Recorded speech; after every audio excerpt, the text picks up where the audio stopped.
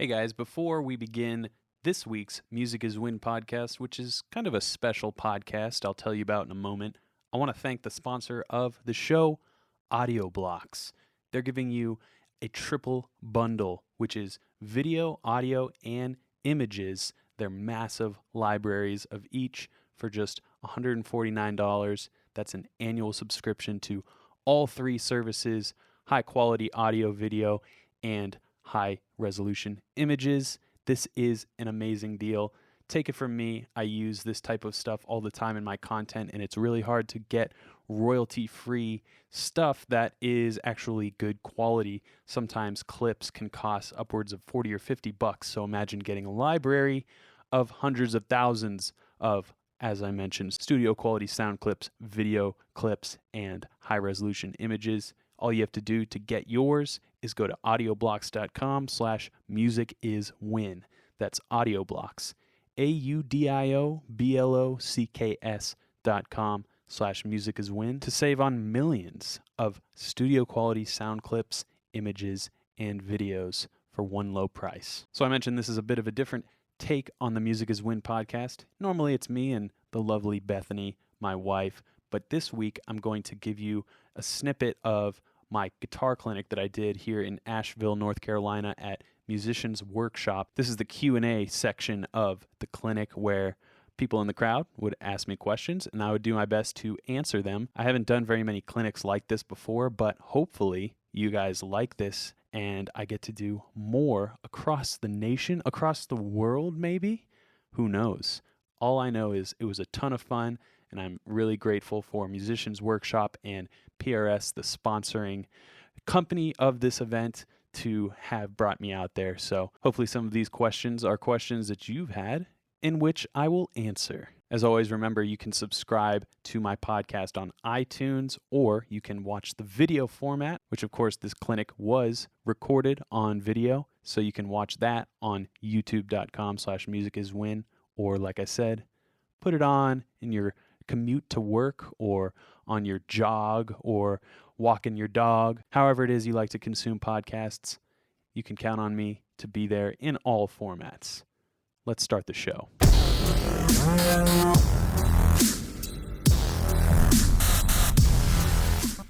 Is there any questions that you guys have? You got one? In your How Does John Mayer video, you talk about how much he rakes. And one thing that he does a lot is he rakes with his fingers, and I never really, I've been trying to work on it, I just never understood how it worked. So he asked, what was your name again? Trevor. Trevor asks, in a video that I did outlining John Mayer's guitar habits, he rakes a lot, which, raking on the strings, he might be the most rake-centric man I know. Anyways, Trevor asks about his thumb raking, which I have to say I'm not completely familiar with, but if I had to guess, it would be similar to how you do it with a pick. So like, actually, you know what? The way I do it, and here's a point about the habits videos, is you don't necessarily want to copy anybody. You want to take their greatness and apply it to yourself. So how I envision his thumb thing, like he does a lot of this loosey-goosey thing.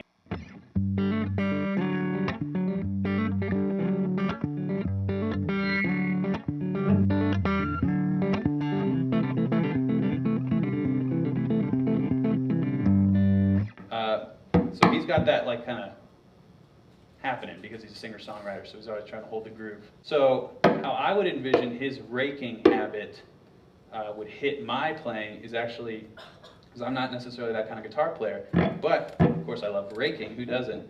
So I would rake with this part of my finger, like the inside, I guess, however you're looking at it, the middle finger side of my index finger, and I would be like, you know? So I'm up raking, down raking. So it's that same kind of thing.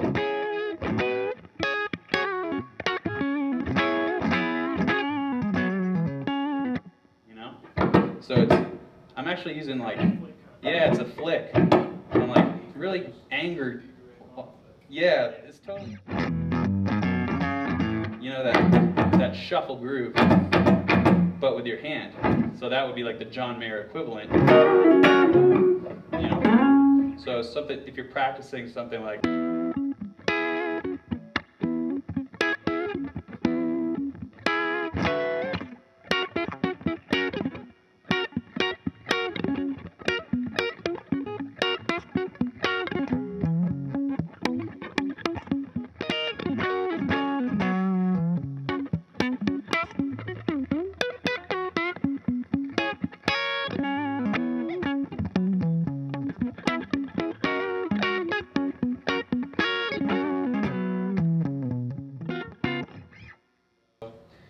Between that and his kind of, that's, you know, as close as I can get. Anybody else have a question? Are you gonna do a Habits of Blaze video? Oh, that's a true fan right there. Blaze is an alter ego. He thinks quite a lot of himself, in fact. I made a video called "Guitar Players Who Suck," and this was a. First of all, you guys know me by now. I think you would know I would never insult anybody for not knowing stuff or whatever. But this guy, he thought he knew it all. And, well, put it this way. Here's a quote from Blaze. All Steve Vai does is play 1,000,000 notes per second. He has no feel. This is actually very serendipitous. This is how he kind of went into his lick.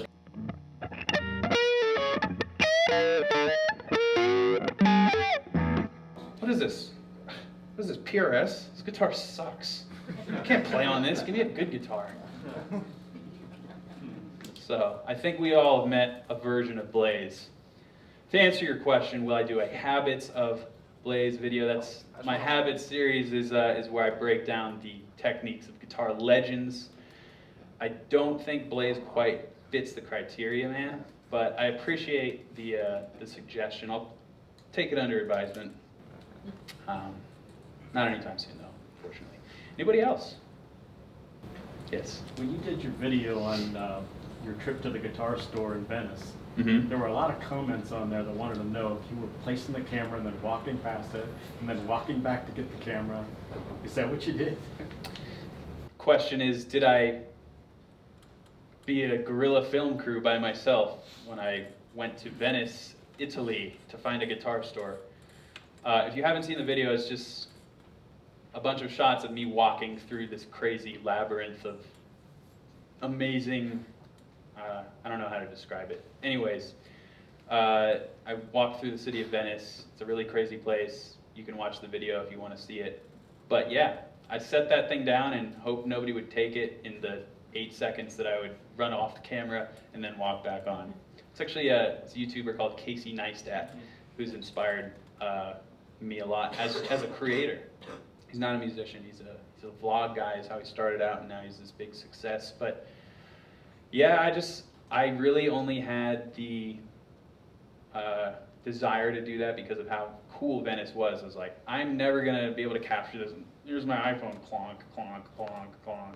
Like, I wanted to get some video and figured that would be a cool way to deliver that memory, or I guess keep it in a cool way. Yeah. And when you got into Berkeley, did you have to know how to read to get into the school? Nope. You didn't? I couldn't read anything. This is big thing, you know, people think you got to be able to read to get into Berkeley or Juilliard. Those people are severely misinformed. You know, so you didn't know how to read when you got in. If you have money, you can go to Berkeley. They will take you. Okay? Yeah, Berkeley was great. I keep it short and sweet on that subject. I know people have aspirations for school. What I'll tell you is, if you're going to go to do something like that, just appreciate each moment and the resources that you have. And I spent more time practicing by myself than networking, which is I wouldn't call it a regret because everything's worked out quite nicely. I have a beautiful wife, a lovely mother, and all of you looking at me for some reason. But I would totally recommend music school. You don't have to go the whole time. That piece of paper didn't really get me in any doors other than, like, have you guys even seen my degree? Do you even really believe that I went there? I haven't really proved it to any of you. So, I have a graduation photo. Yeah, I have a photo of a big mop of hair. So anyways, it means nothing. You can get your music degree on the streets of music, playing in bars and shedding. You can do whatever you want. Don't need music school. Music school is just kind of another resource. But honestly, the future of education is online, and I'm not saying that because I'm an online educator for music. I'm saying it because this is a brand new platform that I've found, and if somebody like me can do it, then other people will figure it out as well and already have begun to. So I would certainly recommend online education before you take the plunge into the bigger pool. And if you like that, if you can develop a work ethic for practicing, then you might have something, but it's definitely whatever you want to do. Yes? Yeah, what's more advantageous, being able to read music or having a great ear? Great ear. Always. Always. Yep. What would you say about Eric Johnson, like an Eric Johnson chord theory kind of video or something you can maybe show? Spread voice triads. Remember that stuff I was doing?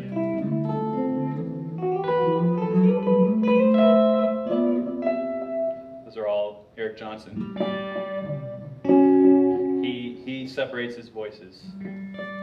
So instead of playing this chord, he'll play very ethereal, airy, and really, really, really good. Yeah. Hey guys, quick break to talk about the sponsor of the Music is Win podcast, and that is Audio Blocks. If you're a musician or a content creator or anything in between, you would do well to take advantage of this triple bundle offer that Audio Blocks is sponsoring. It is actually audio, video, and high resolution images, an entire library of millions of clips at your disposal, all for one low price of $149. You can go to audioblocks.com/musiciswin to get your subscription. And I wanted to play a couple different tracks that I've actually used in previous projects. Here's a sample of a backing track that I particularly enjoyed and use in my upcoming course, Guitar Super System Level 3.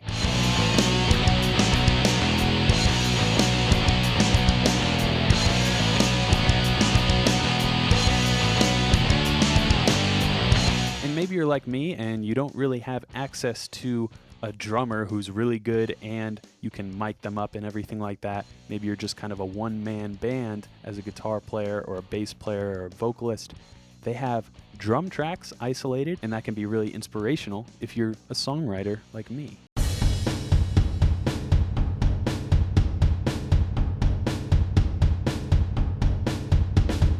So there's a couple samples of audio. The triple bundle includes audio clips just like the ones you heard, as well as video and high-resolution images in case you have other projects that require those things. So go on over to audioblocks.com/musiciswin to get your annual subscription to all three services for one low price of $149. That's Audioblocks, AUDIOBLOCKS.com/musiciswin. And now let's continue on with the Q&A from my guitar clinic. Yes.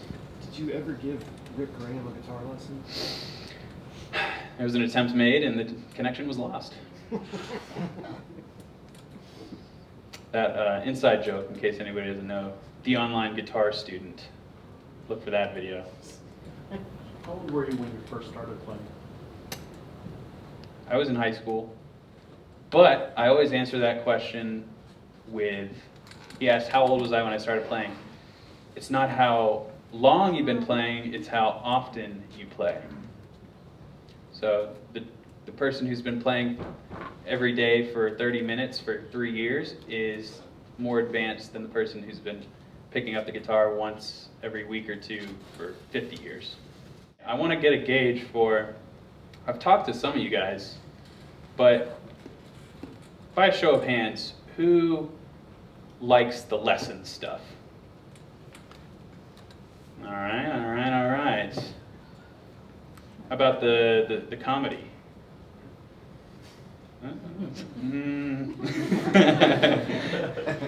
Okay, what is, who's heard of the major scale? Who's heard of spread voice triads? Oh, I saw a hand. Okay, the major scale and spread voice triads coming together as one. Spread voice triads are simply triads that are spread apart, and they're constructed off the major scale. So if you know about the major scale, you actually know about spread voice triads. Isn't that something? It's just a matter of figuring out where they are on the guitar neck, and if you're interested in music theory, the first place you should start is actually the major scale. So you've already started off the right point. Spread voice triads, you actually already know. It's just a matter of identifying them. And to do that, find your major scale.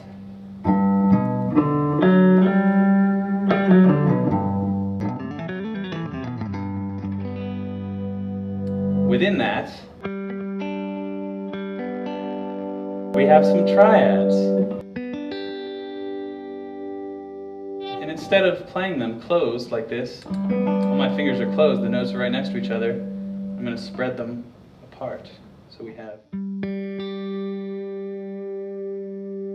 Did anybody catch anything in there? There's only 2 notes. How about this? So the reason I like spread voice triads is because they're the most emotive chord.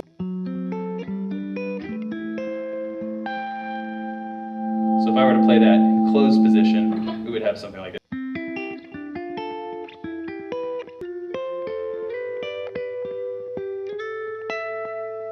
But instead we have...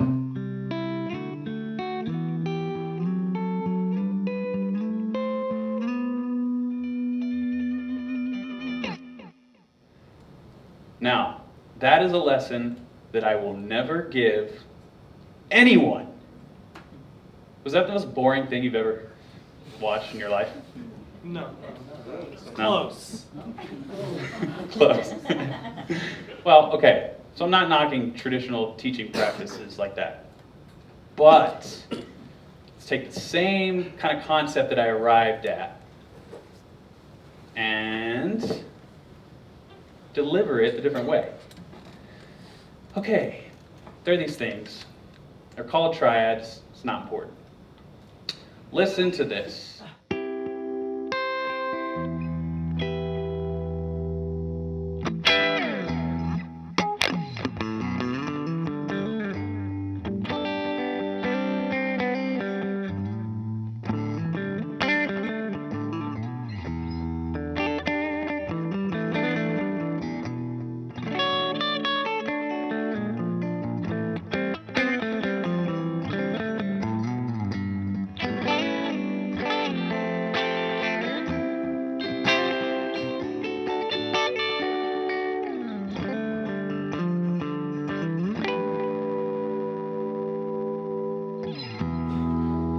All triads.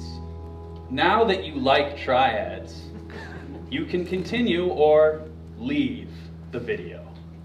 So that's how I approach teaching. Not necessarily Hendrix, although of course I love Hendrix. I love just putting context to stuff before just getting into it. You guys notice, I like totally was talking about something weird and funny sort of, and then just started talking about spread voice triads. It's not what I would want to watch. So when people ask me, how do you come up with videos, or how did you do stuff? What are you doing? How are you doing this? I just basically say, would I want to watch this? and that's the barometer. And after that, if the answer is yes, then I'll do it, and maybe 2 people will watch it or 1 million people. But the point is, and this comes back to guitar playing, not everybody's trying to be a YouTube person or whatever you're trying to be. If the thing that you're trying to do isn't something that you like to do, then don't do that thing if you can help it. And I think that applies to many, many endeavors, especially creative ones.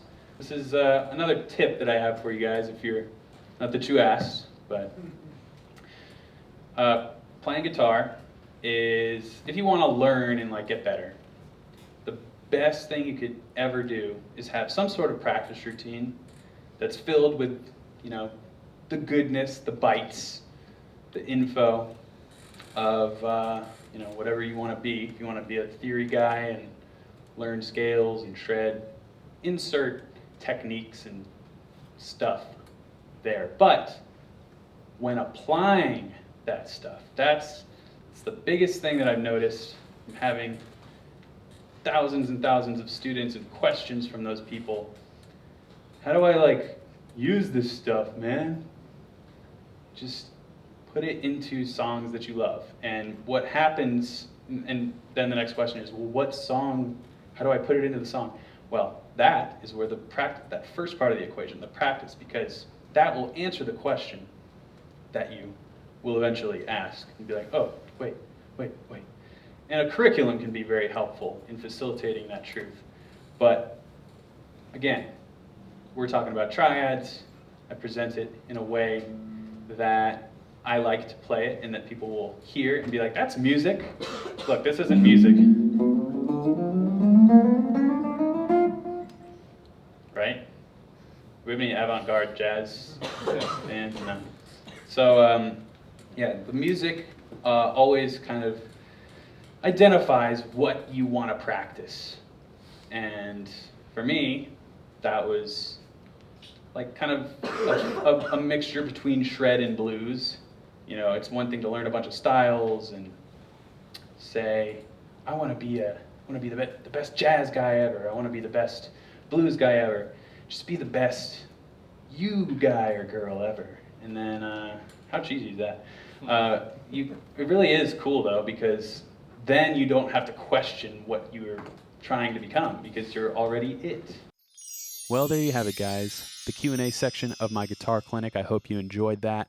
You can find the Music is Win podcast on iTunes if you'd like to listen to it, or if you'd like to watch what you just heard and you're listening to it, go to youtube.com/musiciswin and find the podcast in video format. I'd like to thank you for tuning in, and I'll see you next Monday for another episode of the Music is Win podcast. Until then, keep shredding.